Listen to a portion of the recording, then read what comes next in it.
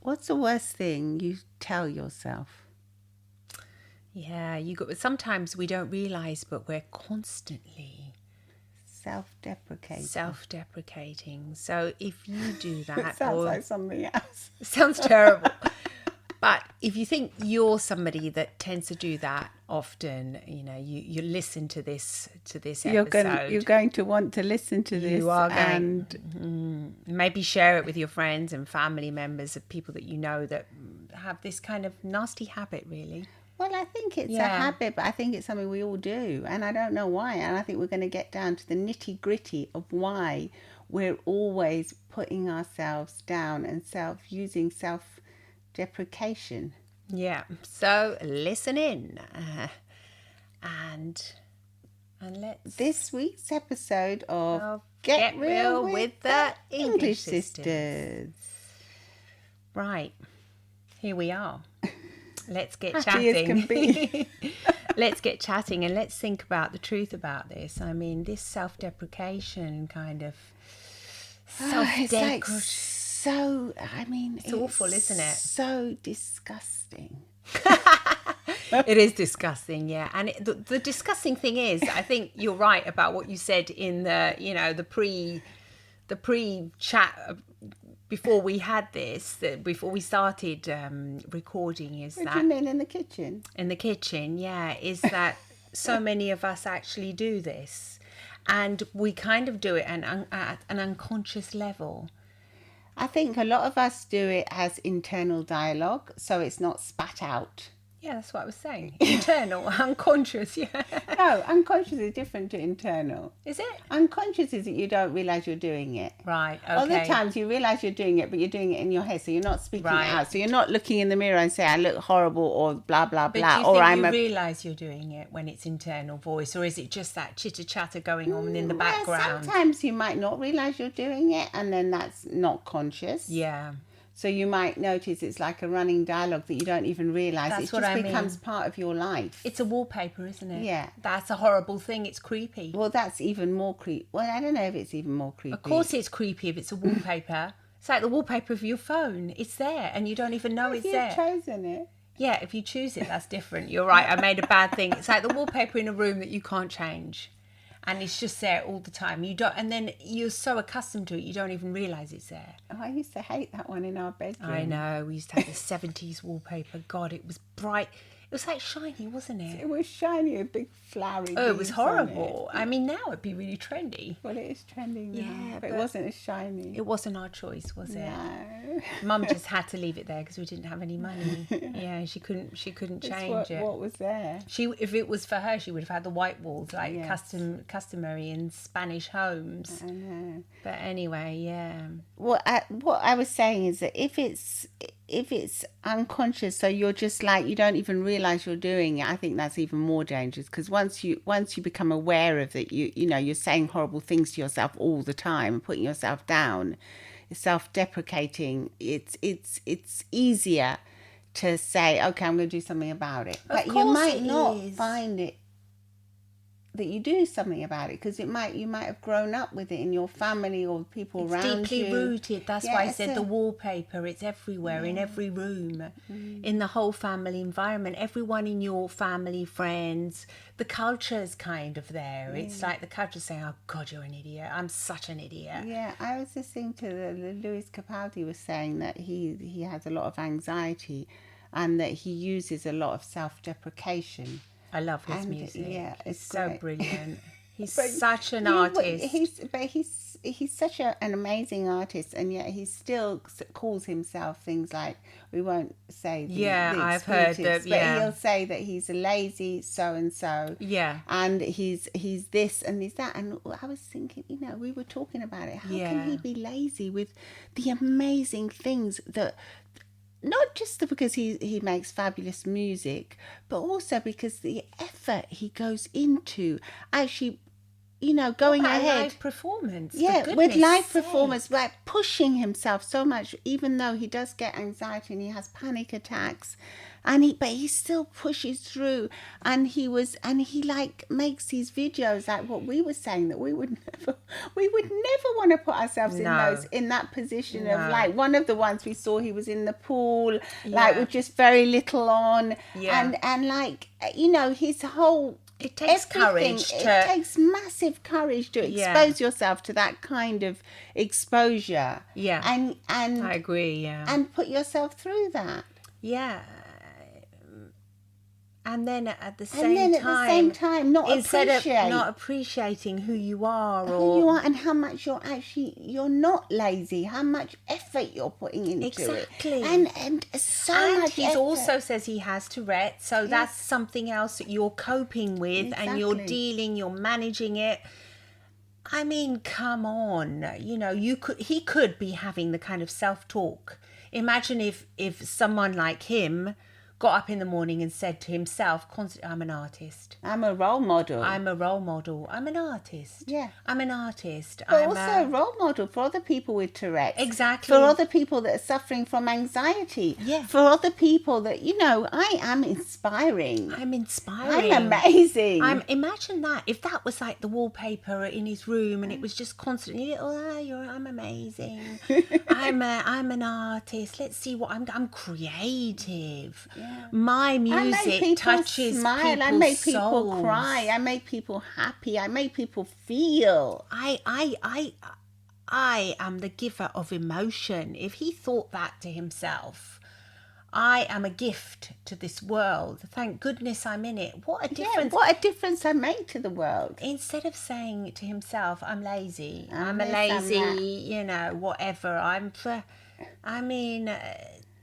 an effing... All these things that he says to himself are just...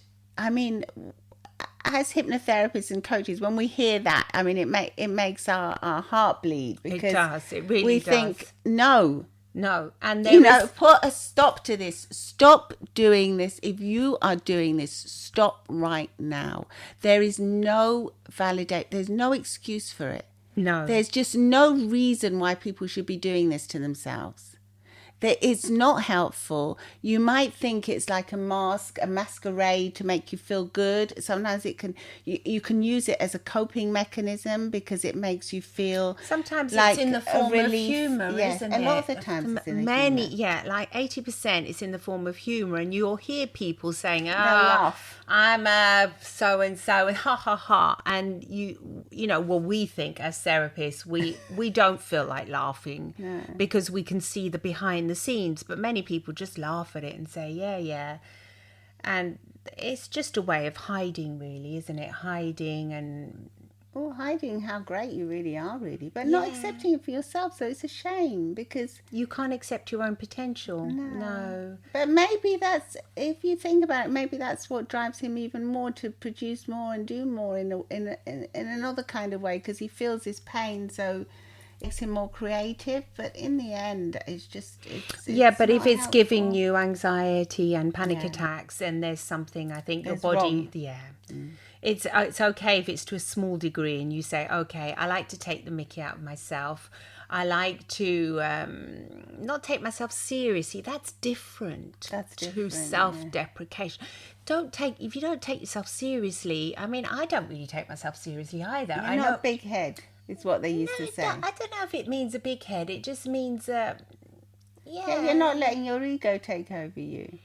That's almost impossible to do, because we all have ego, and it's really difficult not to let your ego. But it's just that, I don't know. Yeah, that's different. It's like you don't take if you say something and somebody else doesn't agree with it. It doesn't have. It's not because you've said it. It's like, you can be flexible. You don't have What do you mean if you don't say so? I don't understand. Well, like if you have an opinion about something and somebody else has an opinion quite the opposite. If you take yourself very seriously, your opinion is the right one. Okay. And it's very difficult for anyone else to come along with another idea and to put their idea and try and show you another way. If you take yourself seriously, then what you believe in is the only truth. Most So of if the you believe time, that you're lazy and you're this, you're taking yourself seriously then. ironically, yes, that's a bit of a paradox, really, because you are taking yourself very seriously, even though you're making humor of it. You know, you're laughing about it. Have I got you confused? I think so. What I mean is, you've got myself confused now. I've got my mind entangled like spaghetti. Goodness me. I don't understand what you're trying to say here. If your ego gets the better of you, like some people that I think there's people that use like humor, like if they say, some people that are very overweight, they'll make fun of their weight, for instance. Yes, A lot yes, of comedians do that, and they think it's funny, haha, that other people are laughing, but in the end, we think as hypnotherapists and therapists, we think psychologically that's not doing them any good, because No. they're making themselves, they're making fun of themselves, but in the end they're self-deprecating. It's not helpful. It's not. Ultimately, I agree with you. Yeah. No, that's what I mean. It's not helpful. That kind of self-deprecation is not helpful. But also because yes, it might make other people laugh and it might make light of the situation, but why would you have to lie? Who cares what weight you are? You don't have to make a statement about your weight or make fun of your weight. It's fine to be whatever weight you are. Yeah, I know what you mean. When we're concerning weight, is very common, isn't it? That's one of the common ones. That's one of the common ones. Yeah. Another one is like what this artist was saying, that you make fun of how you react to the world. So that if you're lazy, for instance, if you don't like work, you're lazy, you're this, you're that. So that's another way of going down, but that's not helpful either, because if you really do think you're lazy, there's something that's keeping you lazy.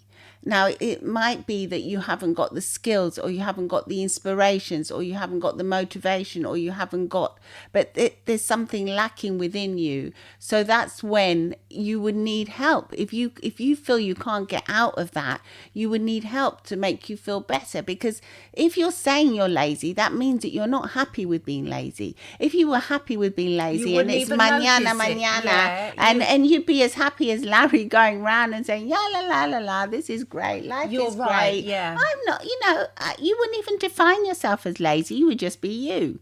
Maybe you say you're lazy because other people tell you you're lazy. But then you would say, other people tell me I'm lazy, but the self-belief is not no, there. I'm not lazy.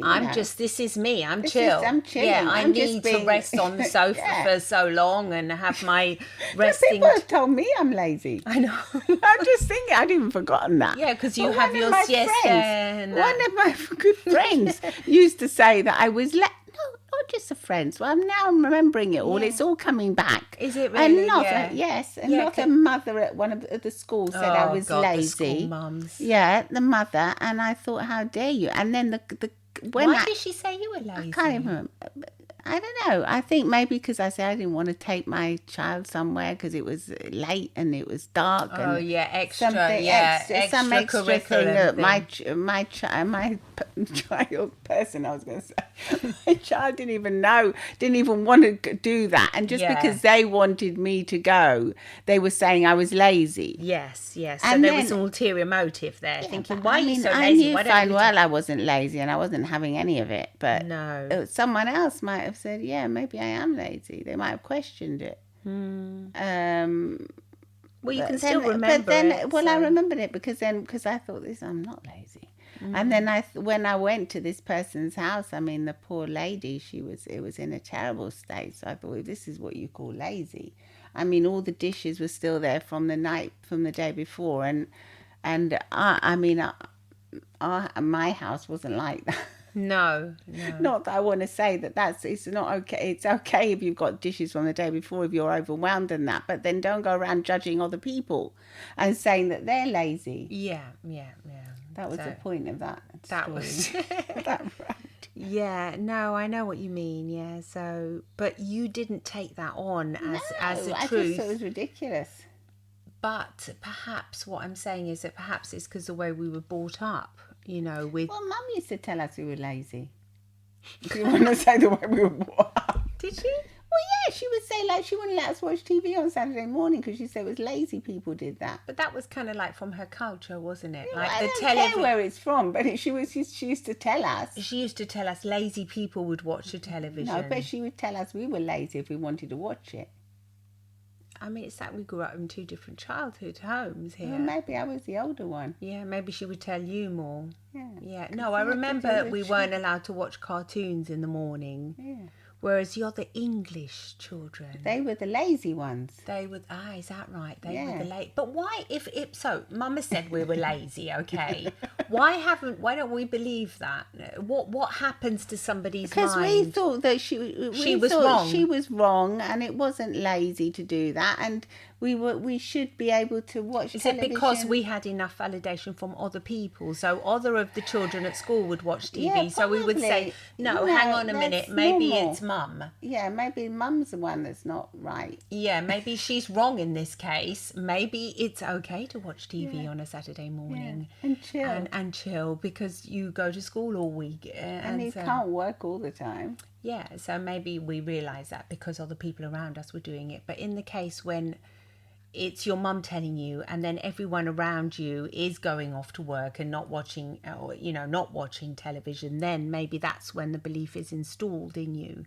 Probably. When you have more of a social, you know, there's more people. Social pressure. There's more pressure. There's more people telling you that it's odd to do what you're doing, and so then you form that belief. Mm. But what I'm saying is that we know now that beliefs can be, you can nudge them out of your system. It's not easy. It's not easy to get rid of an ingrown belief because it's like a weed that has very, very deep roots. Or even worse, if it's like the wallpaper, then you really have to start redecorating and doing massive job. But it can be done.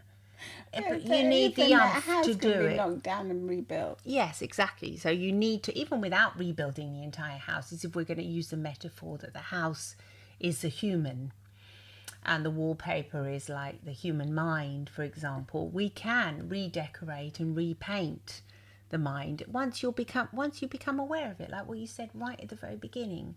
I think if you're aware of it, then you can change it. You can start saying, hey, that resonates. That reminds me of what I do, you know. Yeah, and also I'm I think constantly if putting you myself are down. constantly putting yourself down, you are using a lot of self-deprecation. You can also ask yourself the question, do I really want the people around me to like follow my example and do the same thing? If I saw my friend doing that, Yeah. or you know, my loved ones, would I be happy with that? Or would I think, no, hey, you know, stop doing that, don't do that? Yeah, it's hard to be around someone in a couple, for example, when one of the people is always putting themselves down. That can also be very challenging for the relationship if you have, you know, one person and that constantly wants Validate. You feel as if they want validation, don't when you? they're constantly saying, oh God, I'm such an idiot, I arrived late, I did this wrong, or this didn't work out what I wanted, and oh, I'm fat, you know, I'm whatever.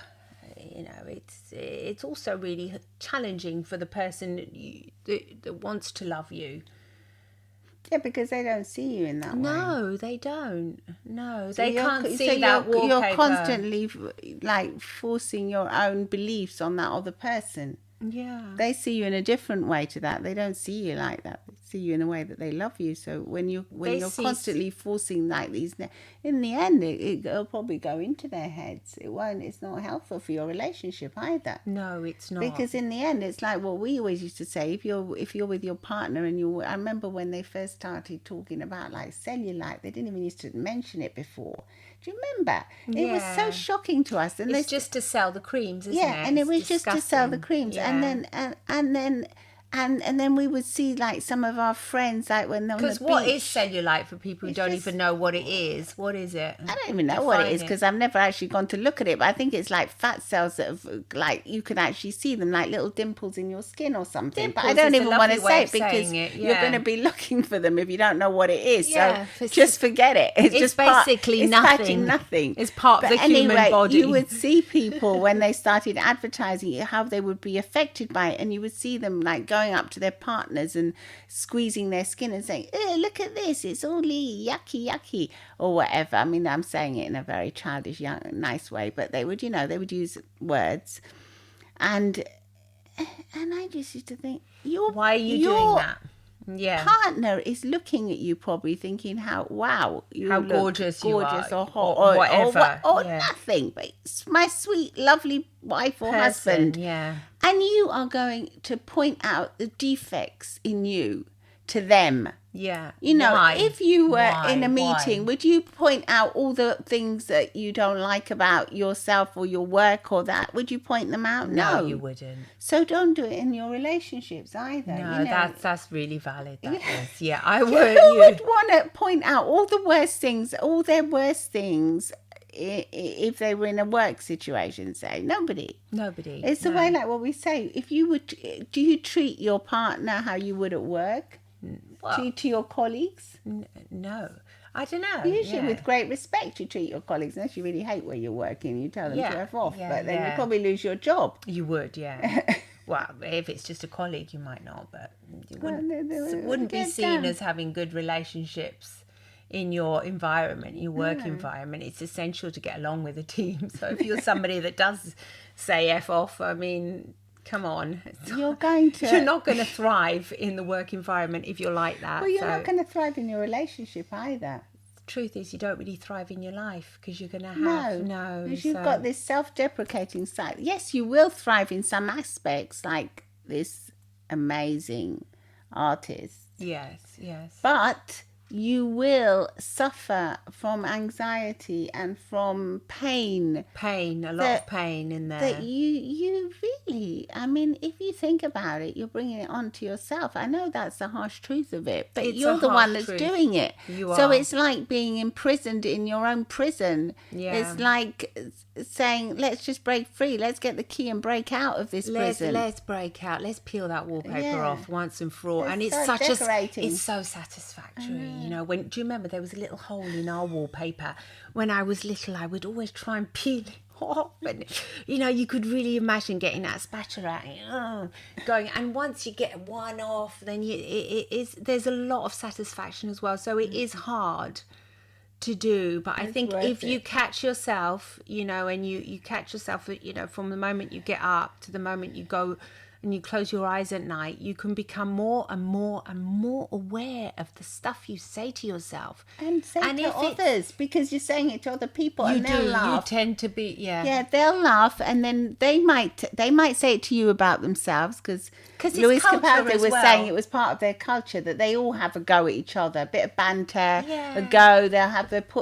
Everyone puts everyone down. Look, it's okay if it's in a big laugh, like saying you're an idiot. But not too much. Let's not get personal about it. No, let's not get personal. Yeah, let's leave it amongst the funny things. Like.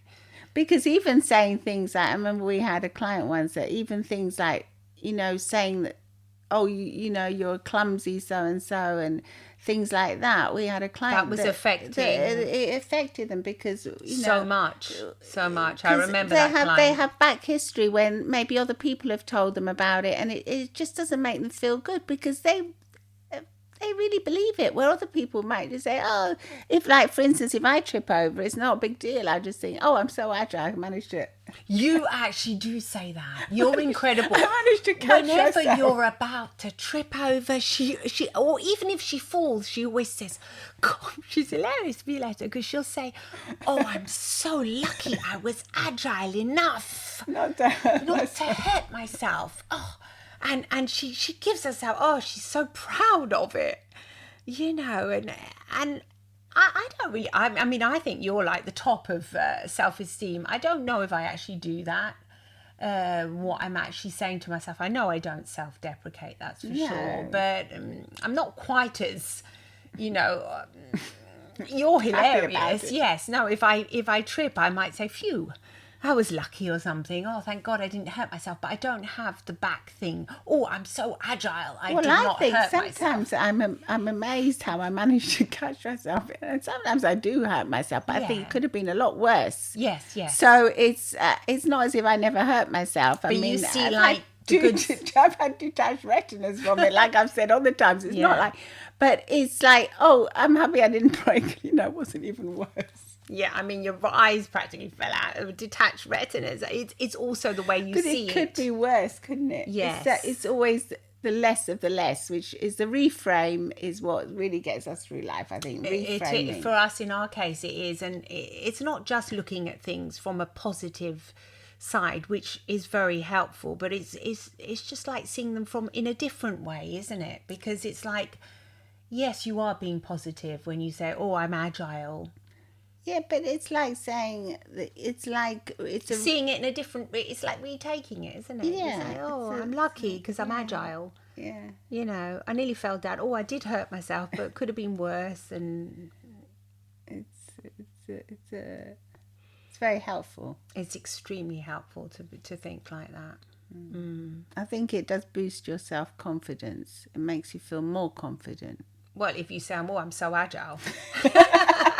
That definitely boosts your self-confidence, because I think in the end, and then like if it like the other day I was watching a video where there was this amazing gymnast and she was doing all sorts of twirls and things and flips and things, and you think that's real agility. Yeah, obviously. I'm not really. You're agile for somebody that's not a professional. Exactly. No, but even for other people, I don't even do yoga or anything. It's not that I'm an expert. It's just that I have the belief that, luckily, I managed to catch myself, but maybe also I managed to catch myself because I have that belief, and my unconscious mind protects me. Yes, because the unconscious mind doesn't think, it'll just do. So it quickly, when you're in the moment, it'll pick you up and it'll stop you. If you're constantly you're carrying something delicate and you think, I'm going to drop this, I'm going to drop it. 9 times out of 10 you drop it. Yeah. Where if you're confident and you say, no, this is fine, it's like what they used to say. Thinking about the football coaches as well, how in coaching, if you coach the team, say if we were coaching a football team. Yes, exactly. How many footballers actually do, self-deprecate and put themselves down? Yeah, a lot of them. Yeah, because I've heard what they say to themselves. Is that why your mind has come to that? Yeah. And so if when you're doing any sport, if you put yourself down, you won't win. You won't win. You won't be able to win. In order to be successful, you have to see yourself at the end goal, no matter what it is. Yeah. You have to see yourself running or playing and making a difference. Your mind, if you see it and then you go and do it. You believe it. But if you see yourself falling down, it's like before public speaking as well. You see yourself making a total mess of it. It's really hard to get up on that stage and do it properly. But if you see yourself speaking confidently, see people laughing at you, not at you, sorry, laughing with you. Sorry. No, laughing. And I shouldn't have laughed at that. Because you're laughing at me. Because it is funny. It's funny, yeah. No, you see people laughing with you, which is what I've always done before public speaking. I envisionise it in a nice way, yeah. Then it's going to go well. But if you see it in a different way, it's like with the footballers. Can you imagine what a disaster that is? I'm going in for a game and I'm seeing myself losing. Well, yeah, obviously it depends on the manager and the coaches and that. But I think, mindset coaching has come into these kind of environments, and it's much needed. And it's working, but isn't it? Yeah, it works, and you need it as well in your everyday life. That's why at the beginning of the podcast we said, listen to this podcast episode, because it will change your life if you stop right now. Stop it. Yeah. The minute you get off this podcast, take your earpods out and start going on and become more aware of what's going on. And change it around. So if you say, I'm so and so, no, that's not true. Do I believe that's really true? If you do believe it's really true, then you need help. You need to go to someone and say, hey, look, this is my belief. How do I get rid of it? And you will get help to get rid of it. Yeah. I mean, it is difficult to eradicate beliefs, but it's possible to do it because You just they're need actually the tools. It's they're called limiting beliefs, Yeah. and limiting beliefs, because they limit your life, can be gotten rid of. We've done it on our own selves. We had so many limiting beliefs before we started studying psychotherapy and learning about it that we've removed them. Yeah. So to remove weeds, you need the right tools. Some of them you can pull out just really easily, but other times, like No. you said, they're deep. deep rooted, and you need a little, I can't remember what they call now. a shovel or something. Yeah, you need a gardening tool. You need a tool, so you can have the right tools. A fork, a shovel. Yeah, in order to remove these kind of beliefs from your mind. But really, the best thing in order to remove them is just to become aware that you've got them in the first place. No, the awareness is like, wow, it's like you're shining a light on them.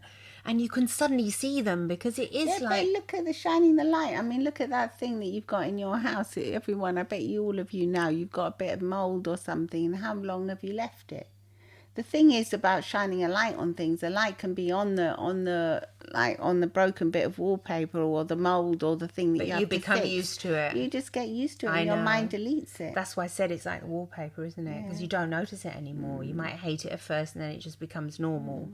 The cracks in the wall, the horrible So that's what you have wallpaper, to be aware of, not to let it be your new normal. But I think if you do shine a light on it, and you become the proper kind of light, the light of change on it, not just a normal light, not turning the light on and going off, you're shining the light of change on it, because you realise that there's something better out there, something better for you. There is a different life. It's your life now, but your life can be without anxiety. Yeah, and it really can. It's not like you have to live like this until you die. No. This is why our heart bleeds. This is why it's so amazing. Yes, and also because it is possible to change, and it's not even that hard. You just really have to get that light and shine on it, and say, yes, I want to change. I want this isn't. Doesn't have to be my normal life, just to wake up filled with anxiety, think I'm an idiot all the time, and even when I do great stuff, just shrug it off. Yeah, it could have been better. Yeah, I did that video, I did that song, like what you were saying about Lewis Capaldi, such a brilliant artist. And I mean, and even if you're not a brilliant artist, no matter who you are, just a regular person with a job that you're looking after yourself, or without a job and you're trying to get a job, it doesn't matter. You deserve it. You really deserve it, and you can change. You gotta believe that.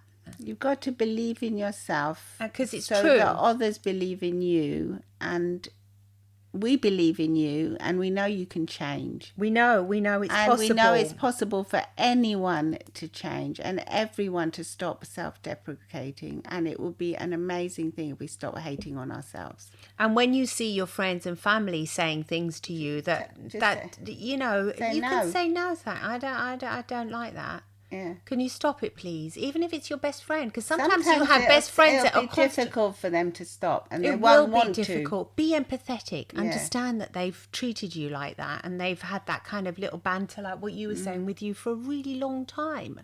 So for you to suddenly say, "Hey, can you stop saying that, please?" They're not gonna. They might say, hey, "What's got into you today?" But you say, "I didn't realise, but it actually hurts my feelings. I didn't realise it was hurting my feelings." And then they might laugh at you. But it hurts my feelings, and it's lowering my self-esteem. It's about finding the vocabulary, and it's not healthy for my mental health. And then, especially if you're a man, they might laugh at you and say, "Oh, I'm hurting your feelings." But then you can just pause for a moment and just say, yes, you really are. And this has happened to other people before, especially men, when they get really real with their friends and their mates, then it allows the other person to open up too. Yeah. So it does take a lot of courage to be vulnerable that way. But vulnerability in the end is what helps you change. And sometimes you have to, if your friends won't accept you, sometimes you have to look for new friends as well. sometimes you do. If they really won't and they keep on at it, and you realise It's you've grown out of that situation. it's not helpful to you to have somebody to constantly tell you, see like that bad, not bad, but the side that's not helpful to you, because in some way it's self-deprecating. And sometimes your friends will be doing it as well, because there's a part of them that makes them feel more confident when they do it. When they do it to you. When they do it to you, Yeah. because they'll think, oh yeah, I'm all sort of, Yeah, I'm not the... I'm all laddish or whatever. Yeah, it makes them feel more in control about some other issue That they have. And so sometimes it is necessary. Not to, I actually you had don't a friend have, that you would don't do have that to me. Yeah, exactly. I had to actually, it have was to tell her. constantly saying, oh God, you're lucky I'm around. You make me laugh. You're such a clumsy one. You never know anything. And oh my God, she would tease me about like the summing and the maths, because I'm dyslexic and I couldn't do it. And oh my God, you can't even do that. But in the end, once I remember, I actually had to have a fight with her and say, well, fight. I had to stick to my ground and say, I'm not enjoying this. You've got to stop it. And it was really hard for her to stop it. Really, really hard, because she'd formed a belief about who I was, and she had to like protect me.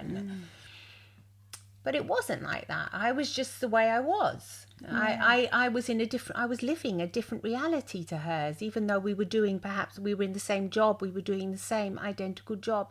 My reality was completely different to hers. I would see things she couldn't see, and she could see things I couldn't see, but that didn't make it one better than one the other. better than the other. I was picking up on perhaps other things going on, and she was in.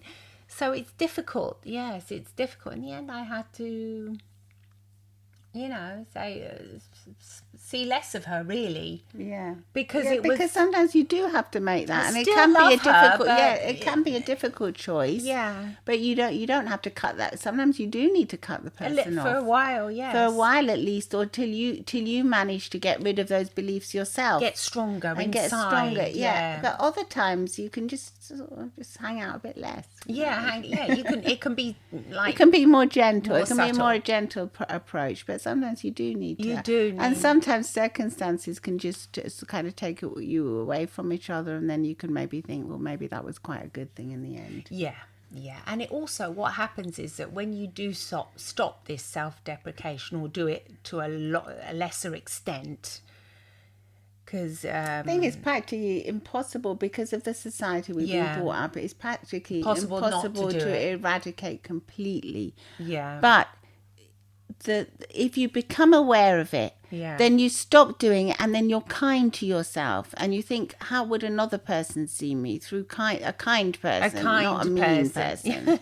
Or one that's used to self-deprecating themselves and others, not that kind of person. How would they see me? And then you'll get stronger and stronger day by day, and your emotional strength will increase, and your panic attacks will decrease and disappear. And you'll feel a hell of a lot better. You will, yeah, you really will. You're gonna have that lovely background, like what we were saying. You can be the one to choose your wallpaper, like on the and phone. you might not even want wallpaper. You might want paint. Exactly. You choose what you want. You choose what you want, and And you be confident about it. yes, be confident, and yeah, and that's it. I think we've exhausted this really, because So if you find this episode helpful and you would like to share it with your friends, we'd be really appreciative. And please do come and watch us on YouTube too. And please do subscribe and leave a comment, because it really does help our channel grow. And likewise, if you share our social media posts as well, if you come and say hi on Instagram, it'll help us grow, and it'll help us increase our self-esteem. our confidence. It helps us. It helps us help you more. Yeah, and it helps us stay motivated as Yes. well, because I love it when I see the Yeah. comments, and when people say, hey, I listened to your podcast, you think, oh, great, you know. Because it's nice to know that you're making a difference. It's beautiful to know that you're making a difference, and it's such an honor to be able to help any of you. Yeah. Because we have so much love to give you, and this is our way of giving it to you. So you know, we really do hope you can feel it, even though it's just through our words and our videos. We are sending it to you. We really do believe in this. We're doing it for, this is our core value belief, that we want to give you this love and we want to help you. So if we can with our little chats, you know, it's jolly good. Jolly good indeed. Have a lovely day. Enjoy. Enjoy. Lots of love and smiles from the English sisters. Bye-bye. Bye.